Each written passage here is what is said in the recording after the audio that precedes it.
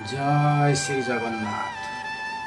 ଯେତେବେଳେ ବଞ୍ଚିଥିଲ ସେତେବେଳେ ନାମ ନାମ କେବେ କନରେ ଶୁଣିଲ ନାହିଁ, ତୁଣ୍ଡରେ ଧରିଲ ନାହିଁ।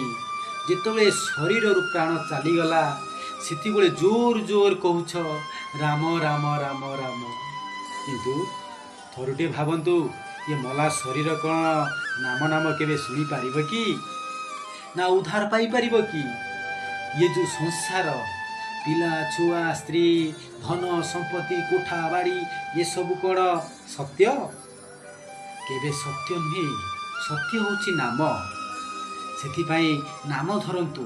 ଯେତେବେଳେ ଭଗବାନ ପରମାତ୍ମା ତମକୁ କେତେ ପୁଣ୍ୟ ବଳରେ ଏ ମଣିଷ ଜନ୍ମ ଦେଇଛି, ସଂସାର ପାଇଁ ତ ସମୟ ବାହାର କରୁଛ, କିନ୍ତୁ ଥରୁଟିଏ ସେ ଭଗବାନ ପାଇଁ ସମୟ ବାହାର କରନ୍ତୁ ନା, ସେ ନାମ ତୁଣ୍ଡେ ଧରନ୍ତୁ ନା।